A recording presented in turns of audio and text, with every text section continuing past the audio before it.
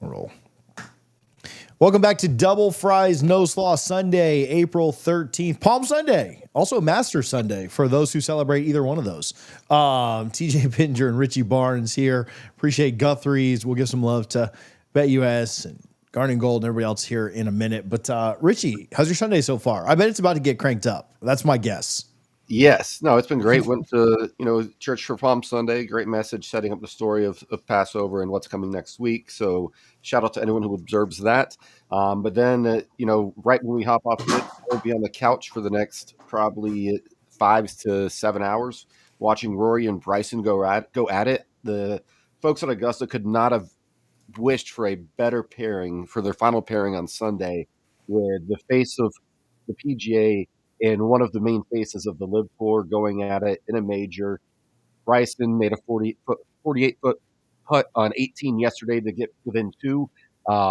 It's going to be electric. Rory melted down in 2011 when he had a nice lead on Sunday in the Masters. I know you guys are not here to hear me talk about the Masters, but I am excited, and I will be watching it all day. Yeah, no, I don't tune into nearly as much golf as you do, but certainly when the majors come around, it's always fun to tune in, and I will have that on. Along with baseball's on right now up at Virginia Tech, looking for the sweep, and softball comes on at 3, looking for a sweep as well out at Cal. So without further ado, let's just jump into things. Double Fries No Slaw brought to you by our friends over at Guthrie's of Tallahassee, 1818 West Tennessee Street, 2550 North Monroe, 2870 Apalachee Parkway. If you are in or around anywhere in Tallahassee, make sure that you are stopping by Guthrie's. We always appreciate them for their support. And just quickly, while we're on that subject, if you're going to take a look at the Masters today, it's your last chance to go put a little bit of money on it. So do that with our friends over at BetUS. Make sure you're checking out BetUS TV for all of their coverage of the Masters and any other sporting events that are taking place. NBA playoffs starting soon, Richie. NHL playoffs starting soon. The draft upcoming. A bunch of, I know it's football off season technically, but a lot of other stuff going on right now for sure.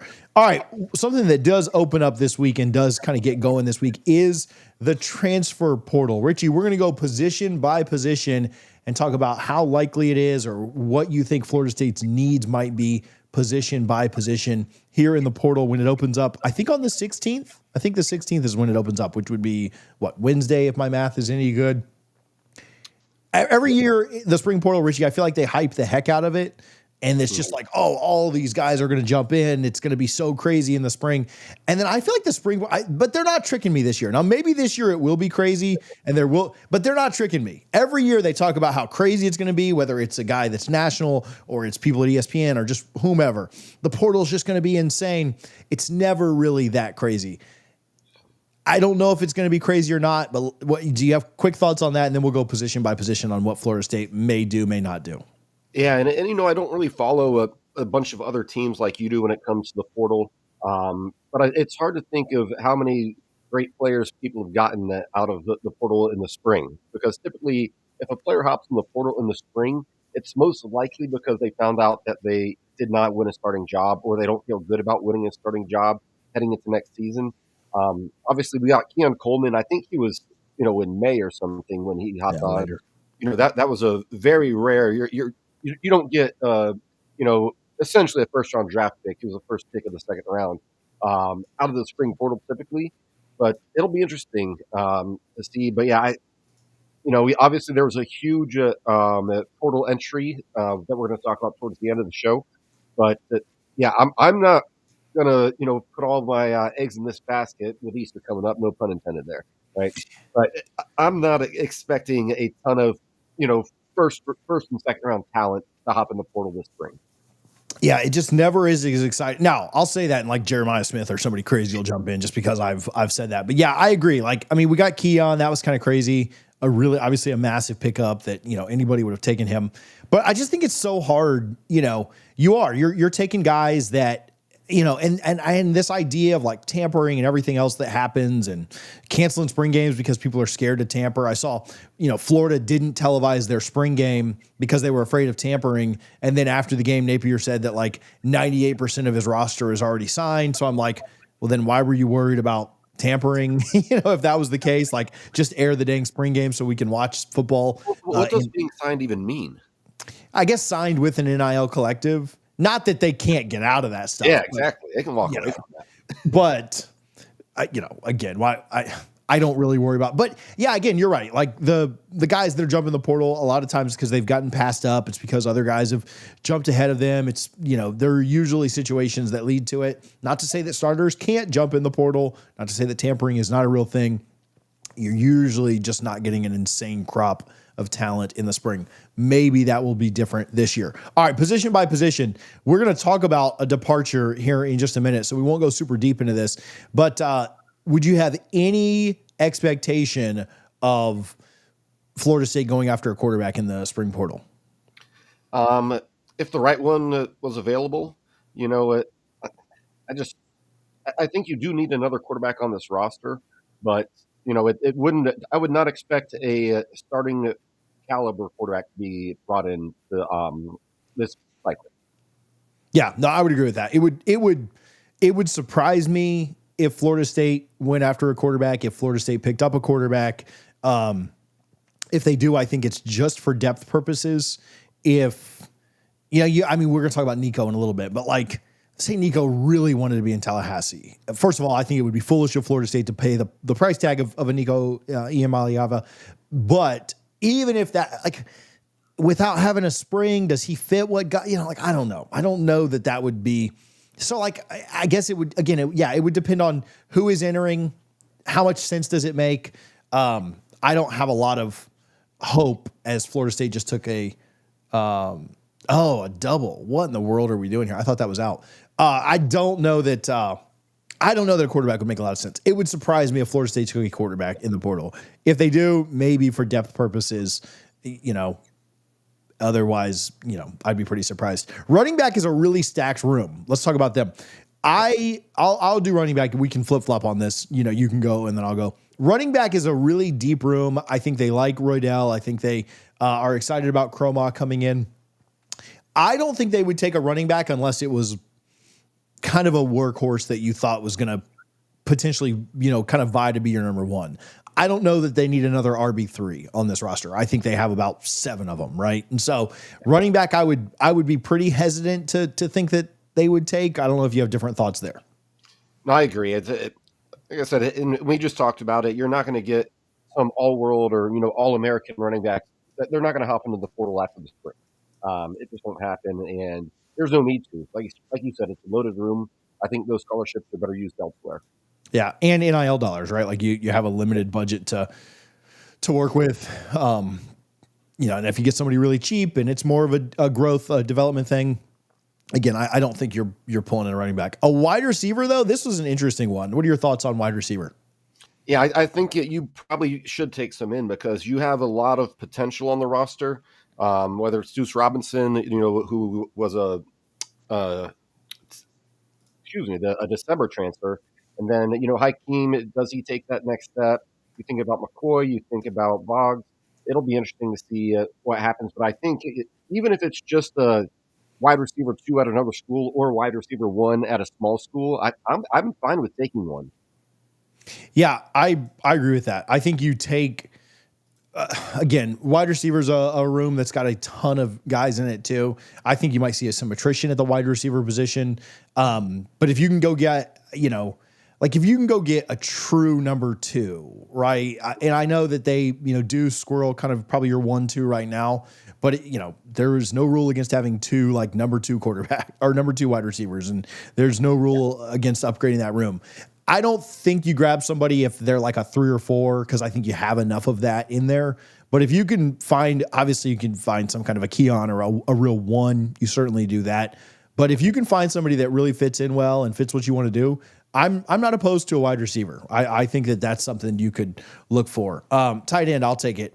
I don't think you go after a tight end. I mean, unless you just unless there was a tight end out there that, again, was just kind of the Max Clare guy that went from Purdue to Ohio State, who's maybe one of the best tight ends in the country, or something of that talent level. Maybe you look at it if they have a Tallahassee tie or a Malzahn tie or something like that. I don't suspect that one of those jumps in the portal. Again, we talked about how spring is limited. I don't think you go after a tight end. I'd be pretty surprised if they do.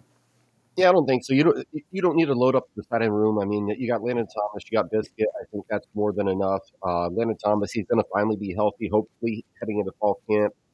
He should be mostly healthy now, but definitely by fall camp, if you can keep him healthy, I think he could be a true tight end one that, a top 10 tight end in the country potential. And then, Biscuit, they're two completely different body sizes. I think you're perfectly fine there. There's no need to waste scholarships on tight ends. Yeah, they also really like Chase Lofton. Does Amari play? I think he's going to be mainly DN, but you could always utilize him if really needed.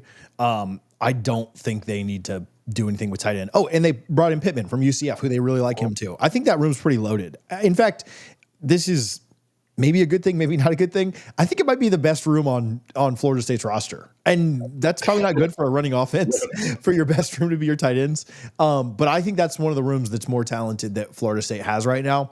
Certainly on offense, it'd be the top room. Now, again, it's probably it's the least important room on offense. So is that a good thing, bad thing? I don't know. But it would mean to me that they don't need to take a tight end. Offensive line, I'll just split this up two ways: interior and exterior. So your guards and centers and then tackles. I don't know if you have thoughts here on the offensive line. I think they like what they have, right now. You're not going to a premier offensive lineman is not going to hit the portal. It just will not happen. That is the toughest position to find. If you're looking at exterior on the tackle position, you do have a lot of older guys. So I'm okay taking a guy that has multiple years left. I don't think either the exterior or interior, I don't think you take anybody who only has 1 year left unless you think certainly that they will be a starter for you. There's just no point. Again, scholarships come at a premium, and if you're taking an offensive lineman, it needs to be someone that has multiple years left, or someone that Gus and Mike just love and think he has a chance to be a difference maker. Yeah, interior, I feel pretty good. I think if you can find a tackle, even if it is for depth, just some of your guys are banged up right now. A lot of times a tackle can slide inside if you need him anyway. If he's good enough to play tackle, even if he's kind of a tackle too, right? Like a second string guy, like it's hard to make it through a season with 5 guys healthy, and you obviously have less tackles on the roster that you're confident in. I would say tackle would be a position that I would go after, even if they're not. You're right. The chances of you finding an Amarius Mims and then actually being able to land him are fairly slight, right? Fairly small. But if you can find a tackle, even if it is for depth, I think that is a position that you attack. I think you need more depth there. You need bodies.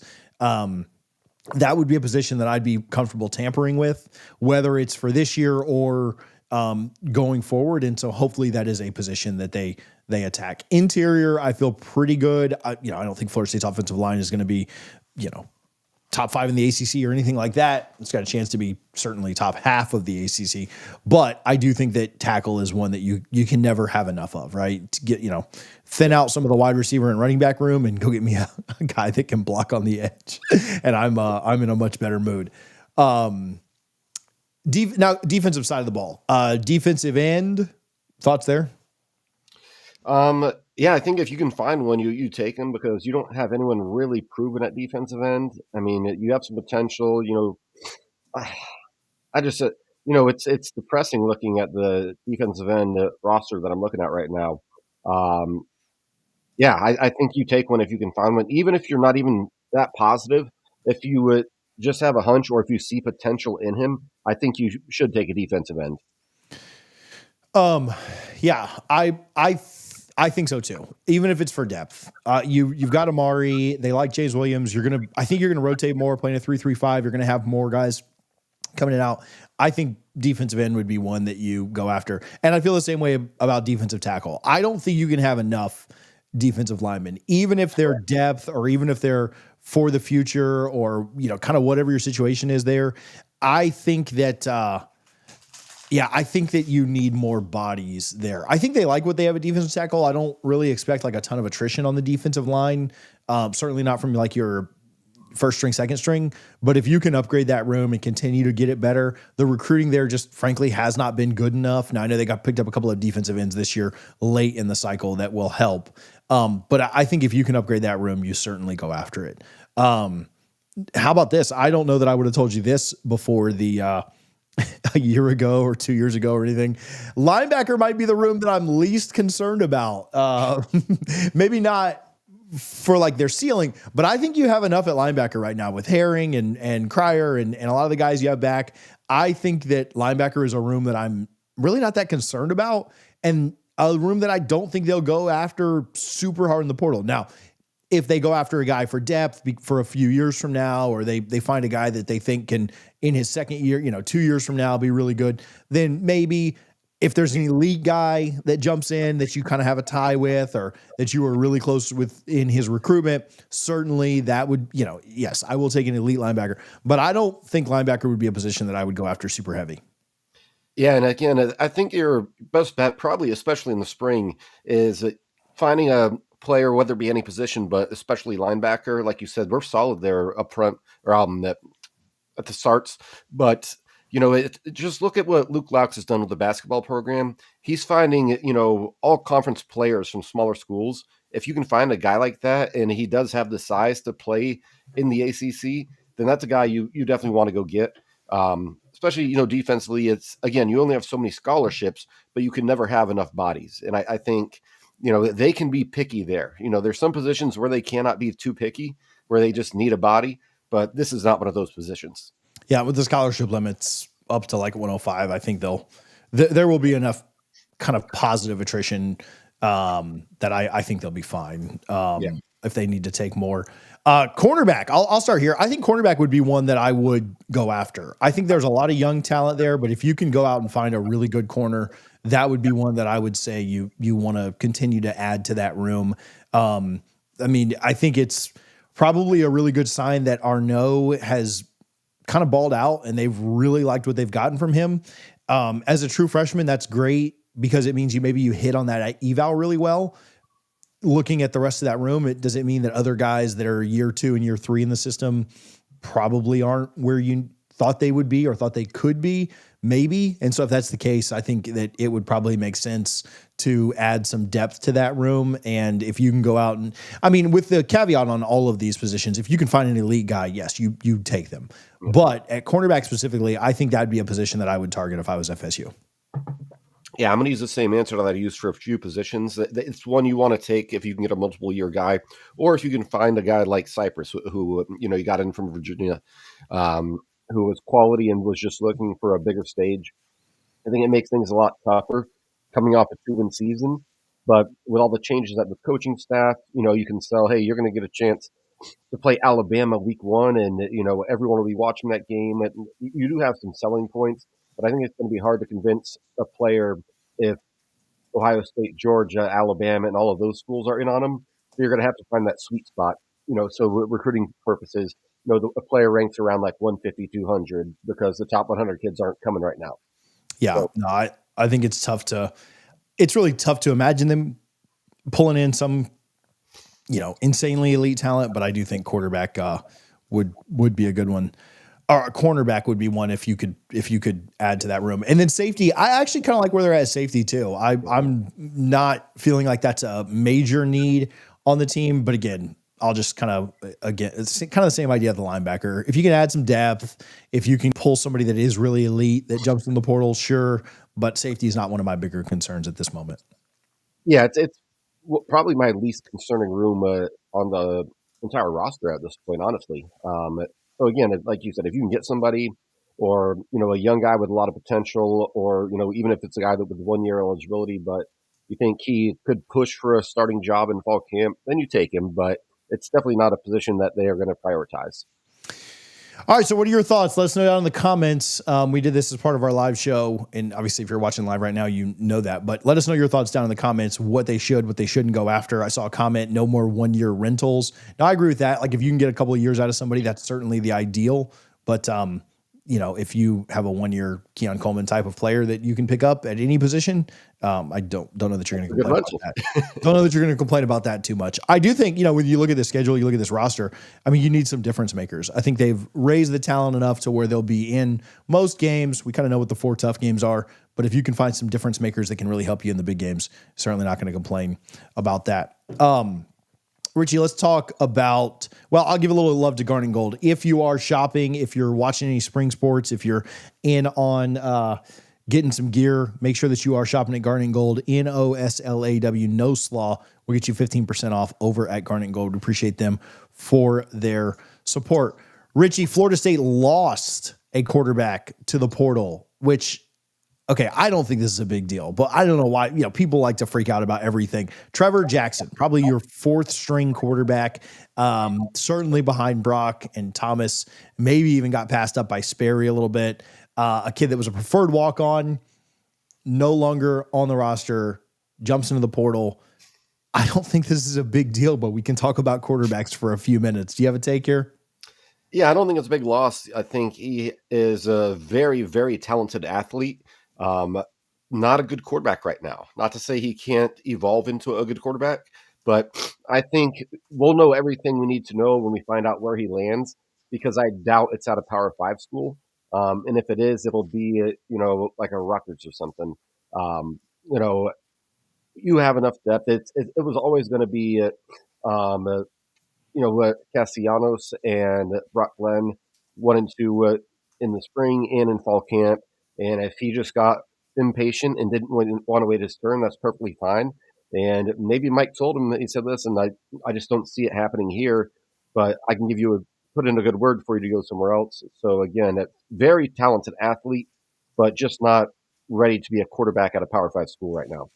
Yeah, I think there was so much excitement because people see like one practice clip, or they see a fake practice clip of a guy running around like who was it? John Franklin back there when Jameis was playing. They see a guy running around on a practice clip or a fake practice clip, and they get all excited about the athleticism, and they don't see the rest of what's happening. And quarterback play was obviously so bad last year that people kind of just hitched their horse to like, oh, we'll just put a guy back there and let him run around a ton. And, that'll be better than what we've got. And, to be honest with you, it probably wouldn't have been any worse than what we had with quarterback play last year, with how bad the offensive line was, how bad the wide receivers were, how bad the running backs were. I don't know that it would have been that much better, but maybe it's slightly better. I don't think, and I hope Trevor Jackson, came in with, offers to go elsewhere, scholarship offers, and came in to be a PWO here. Was able to be developed at Florida State a little bit. I don't know how much in a year, but I wish him nothing but the best. I don't think this is a loss for Florida State at all. I think it's silly the fact that people think it is. All right, let's talk about Kevin Sperry though a little bit. A guy that I've kind of been told has already kind of passed up Jackson, and maybe that doesn't surprise you too much with the amount of talent that Sperry hopefully has. Kevin Sperry kind of pushing a little bit, and is from what I've heard, Glenn and Castellanos have had up and down days. Sperry's, for large parts of this spring, been the best quarterback in Florida State's room there. Is that a good thing or a bad thing, Richie? Let's play optimist pessimist here for a minute. Oh, you're muted. You might have come unplugged, but you may just have to hit that button. No, sorry, I've been having the sniffles over here, so try to mute myself. But yeah, I don't know. That's a tough question to answer, because you would hope Thomas would be the best looking quarterback. But granted, to be fair, they're all in a brand new system for the most part. I know Norvell and Malzahn run similar systems, so it's almost like they're all on the same, starting from the same place. So I think it's a problem if he's looked the best for most of camp so far. It makes me worry a little bit, but at the same time, knowing that Malzahn's going to run the ball 60+% of the time, and he's not really looking to, to throw the ball around a ton. It just shows you need to recruit a quarterback who's ready to go, or you won't find one in the portal in the spring, most likely, but maybe find one in the portal come December. Yeah, I think it's both. I think it's how you look at it. I think it's probably good that Sperry's ahead of where you maybe expected him to be. When you had Tramel Jones committed for the entire year, and then he jumped ship in, I think, mid to late November. When that happens, you're kind of thinking, okay, well, what's plan B at quarterback at this point? And you're frustrated with how things are going in the season, and you're super negative about Florida State holding on to Trammell, even though you kind of knew that the way that was trending. Richie, I lost your camera and your mic there now, but I think there was some frustration with just how that went down. And then Florida State took a quarterback that you hadn't heard of for most of the cycle. And so there was frustration in it. But if he ends up being a lot better, I mean, yeah, maybe if he's really stepped up, maybe he's your quarterback next year, right? Like if he really takes a jump and is developed well, maybe you're looking at something. It is a little bit concerning that he's looking better as a true freshman than a guy who's been in college for this is Brock's fourth year now, or third year. And Thomas's, millionth year, right? Like he's been in forever. So I think that's I guess it's good and bad. I found this interesting. Did you see Castellanos on with, was it Macklin and I don't know, one of those ACC shows that, never mind. Well, one of those ACC network shows, said that Auburn was the team that got him into the portal, and that's kind of where he had his, I don't know, where he was leaning towards when he jumped in the portal. I mean, the direct quote said that Auburn got him into the portal, and then ended up turning on that and said, but when Gus called me, I couldn't say no to that. Couldn't say no to the chance to go play at Florida State. Now, I don't know what all went into that. I don't know what all went into his decision. Ultimately, I don't know honestly, what kind of NIL package he has right now I've not asked. But I think that's interesting because when it was framed, when he first jumped in the portal, I think it was kind of just Florida State only was kind of the thought that we had or where he would end up. And for him to end up at Florida State with Auburn being kind of the team that he says was, and I will say, shout out to him for the transparency because we don't often hear this. Most guys don't talk about other teams once they're on a roster. Does that make you feel any better, worse, anything? It almost makes me feel a little bit better. He was more wanted by other teams. Florida State did a good job with him. Auburn's in kind of a must-win situation too, and they ended up with Oklahoma's quarterback, who they couldn't wait to get out of Norman. I'm not saying that we win more games. I'm not saying that I'm more, I think that I'm not trying to make any crazy statements like that, but I don't know, made me feel a little bit better that he picked Florida State over Auburn, Auburn certainly pays for guys. So I don't know. What are your thoughts? Yeah, he definitely said the quiet part out loud, the worst kept secret in college sports, especially football and basketball, that there was clear tampering in his decision to enter the transfer portal. And, that's obvious. But again, every single school does that. And I sure as hell hope we're doing it too, because if we're not, Mike's not doing his job. But yeah, the fact that, he entered the portal with intentions of going to Auburn, and then Gus was able to swoop in and convince him to come to Florida State because Auburn, the SEC is SEC money. They could overpay for him if they really wanted him. But I think he just was convinced by Gus that, his offense is a better fit for him.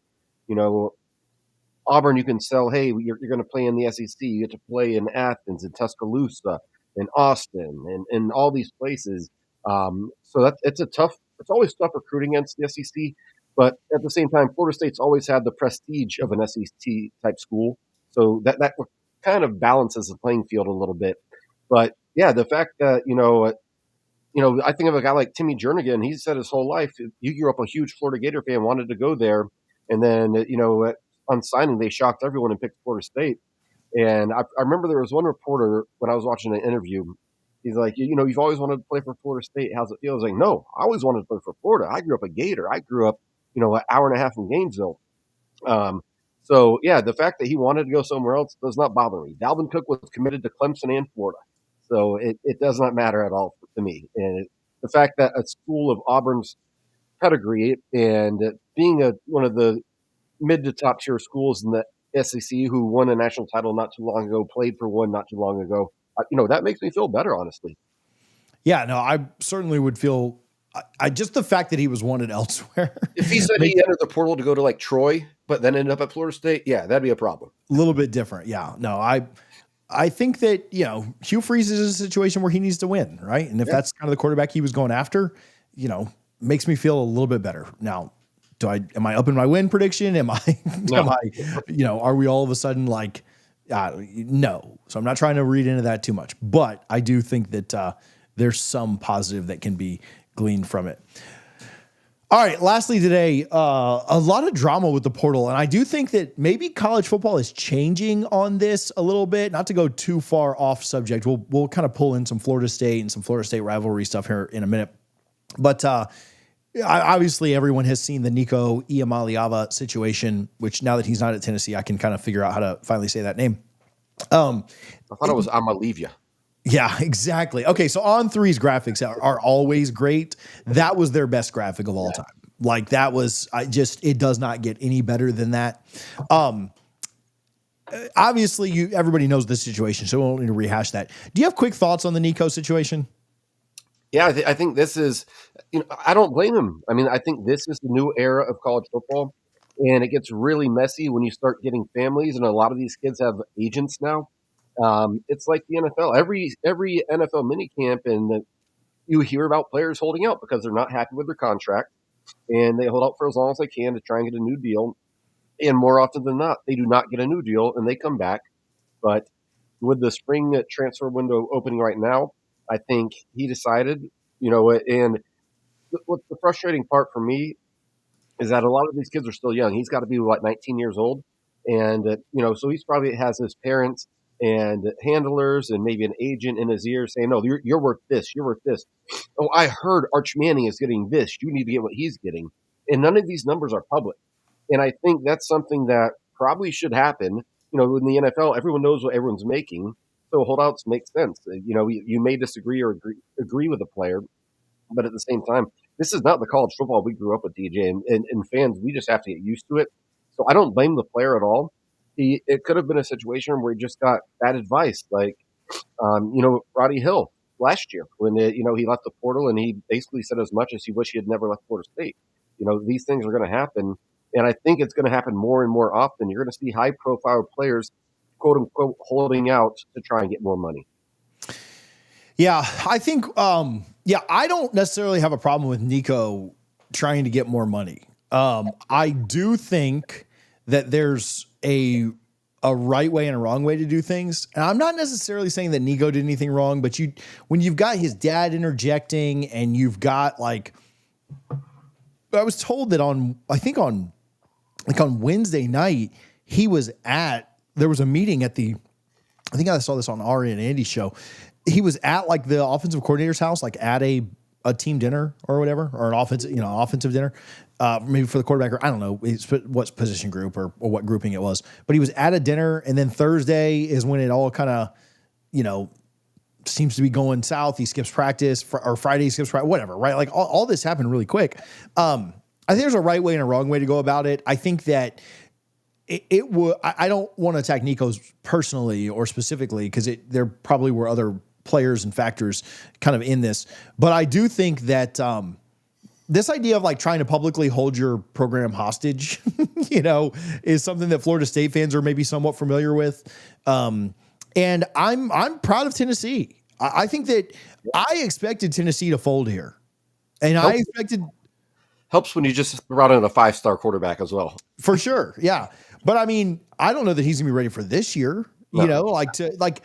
With their schedule and with their returner, they were lining up for another potential playoff run. They have a schedule that's fairly manageable. And in all reality, if they go 2-1 or 1-2 against Georgia, Bama, and Florida again, which are the three better teams that they play in the SEC, I mean, they're going to make the playoff. They could potentially make the playoff at 10-2 again. So it's just, if you're Tennessee, does it make sense to pay up? Now, from a precedent standpoint, not at all. But does it make sense to? I thought they would buckle. And so I'm proud of Josh Heupel and Tennessee for not doing that. Florida State was pretty publicly. We can transition this to some FSU. So all that said, I don't blame Nico, but I do think that Tennessee did the right thing by saying nah, dog, we ain't setting this precedent where we just get bent over. Again, he's got a lot of potential, but he wasn't really. I mean, did he deserve more than $2 million a year? You sent a message to the other 90 guys on the roster that listen, right. we're not playing these games. We're not putting up with it. I think, one of the biggest frustrations I had, even though, he was solid last year, But when Lundy transferred to Colorado and you brought him right back, I know there was a need at the linebacker position, but I just think that sent a bad message to the rest of Florida State's roster. I did too. Yeah, you ended up striking out so much at linebacker, and you had to circle back on him. You paid him way more than, Lundy. From what I remember and was told, and hopefully I'm not quoting this terribly wrong, you ended up paying him more to get him back from Colorado than he originally asked for to stay at Florida State. Like when he jumped in the portal in December, he asked for X, and to get him back from Colorado, you paid him X plus, and then didn't get great play out of him and went 2-10 anyway. So, was it worth it? Clearly not. Obviously at that time, Florida State didn't know they were going to, embark on the worst season, through most of our lives. But, you had others, whether it be Farmer or Peyton or just whomever, who literally jumped in the portal, jumped in the portal. There were times that some of those guys were doing that behind closed doors that you never even saw, going back to, I'm talking spring of 23, at the spring game. We had guys that we were thinking I spoke with people while at that spring game that we were thinking might jump in the portal, might leave.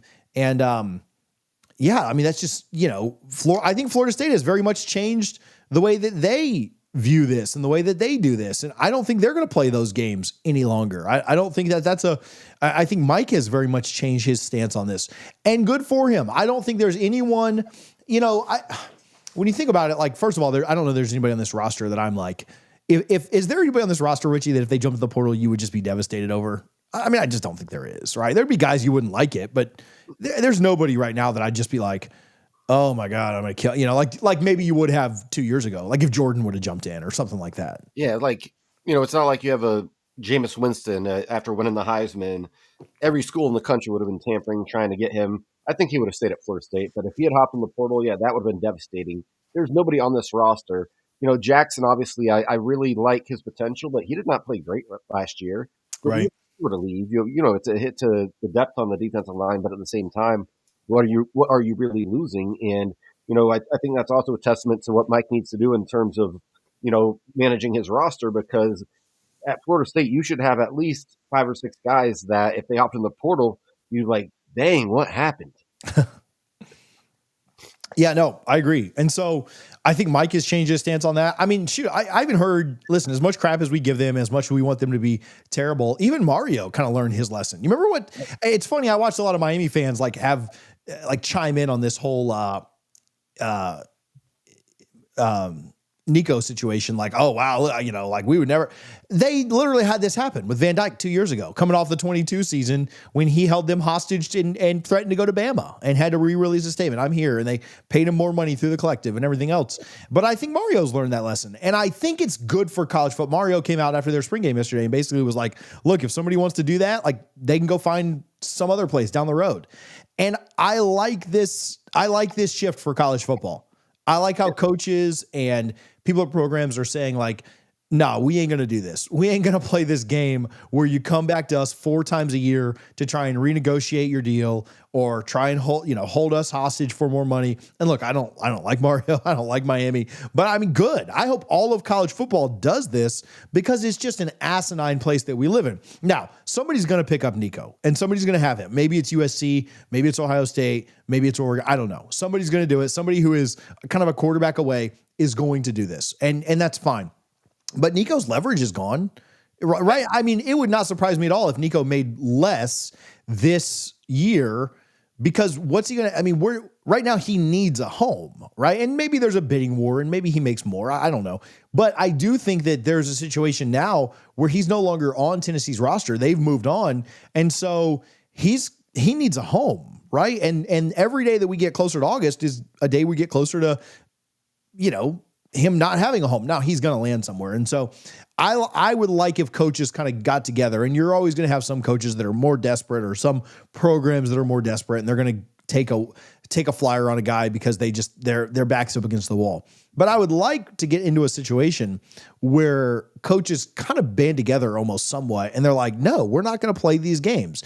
If you want to jump in the portal's there for you to jump in. Nico could have very easily gone about this the right way, not made this kind of big public dispute, not had his dad's going on social media, calling people out and cussing him out for reporting on the truth. He could have entered the portal in December. He could have made his intentions known pre-spring and not done this the day before their spring game. There are people, Richie, obviously, that are not as locked into this stuff and searching it every second of the day like we are. There were people that showed up to Tennessee's spring game unaware that he wasn't on the team anymore, right? And not everyone, right? Most people knew.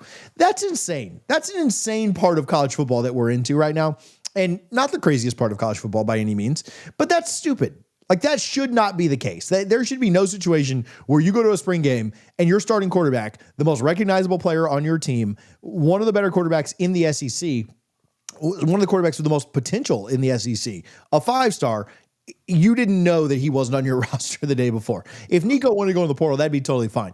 Go in December, do things the right way. Don't hold your team hostage. And I'm glad that other coaches are stepping up and basically saying, like, they're not calling Nico out, but even Mario stepping up and saying, like, no, we ain't playing that game here. You want to come to Miami? Great. Come to Miami, play football. We're going to try and win games. We might not call our timeouts. We might do things stupid, whatever. We might overpay him, which Mario did just overpay a quarterback, in my opinion. But this whole game of like holding us hostage, like, you ain't doing that here. And again, I don't really care what other programs do. I certainly am glad that I feel like that's kind of the way that Norvell is wired now. Like, we ain't playing those games anymore. He's made statements about it. But for the sake of college football in general, yeah, would I love all of Florida's players, all of Miami's players to hold them hostage and screw them over? Sure. But just for the love of college football, I hope that this starts to curb that. I hope that we start to get away from that happening in college football, because it is absolutely asinine to me. And again, I mean, my ultimate goal, I don't really care about Nico pro or con, like, whatever. He can have a great year, he can have a bad year. It doesn't really impact me too much. I hope he makes less. I hope he makes less at whatever school he's going to than he would have made at Tennessee, and it becomes public and it curbs this from happening too much in the future, because this is stupid. Yeah. And there's so much going on here, right? So much to unpack, because you got to think he's probably asking around, because a lot of these, college quarterbacks, went to the Elite 11 together, right? And a lot of these kids, quite frankly, they would lie about how much money they're making in NIL. And you hear a number and you're like, oh, crap, I'm not making anywhere near that. I'm worth more. And maybe the guy told you he's making $4 million when he's making 1.5. Yeah. I'm sure. To your point, I hope that these college coaches as a whole collectively adopt the NFL, NBA mentality. When a player in the NBA demands a trade, you hear that more in the NBA than any sport. They're like, no, we're not trading. Like, we're just not doing it. Like occasionally they'll do it if they can get the right pieces, but they just say no. Like, they ignore it because what are you going to have, players demanding trades every 6 weeks? Same thing when it comes to holdouts. Again, very rarely does a holdout end with a player getting a new contract. They simply come back because you're under contract. There is nothing else to do. If I were a head coach, my policy would be, listen, if you want to enter the portal, best of luck to you. But once you officially are in the portal, don't call me to come back here. You've made your decision. You've left this team because you think you either deserve more playing time than you're getting, or you deserve more money than you're getting. So I don't want that type of athlete on my team. And I know that's hypocritical to say because we take a lot of transfers, but most of the transfers we take are typically from smaller schools. It's, like a coach taking a job promotion.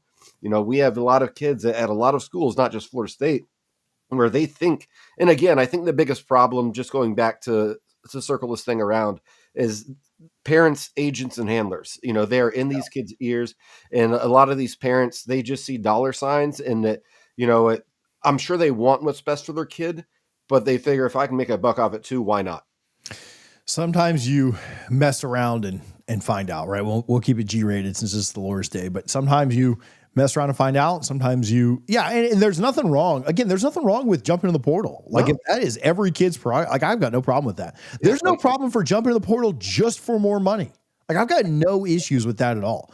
A lot of guys do that all over the country. Like, do you think that, and I don't even think he made like an insane amount of money here, but like, do you think Jared Verse could have made the NIL money or the future NFL money if he'd have stayed at Albany? No, of course not, right? I got no problem with a kid jumping in the portal for any reason. I don't care if a kid goes to a smaller school that can just afford to pay him more. If Brock, for whatever reason, said, you know what, I could make twice as much at USF because I could be their starter. Go do it. I have no problem. I don't care about that at all. Do what's best for you. If somebody offered me 5 times what I was making to cover Akron, I would do it. I'd still cheer for Florida State, but I would do it. I do an Akron podcast. I got no problems with that. The problem is the way you handle it, the way you do things, the way you go about things the right way. And hopefully with this situation, we will get more of that in college football. So, all right, as we wrap up, Richie, any shout outs today? Let's get out of here and watch the Masters. Yeah, I want to, first of all, my wife is going for Rory. I'm going for Bryson.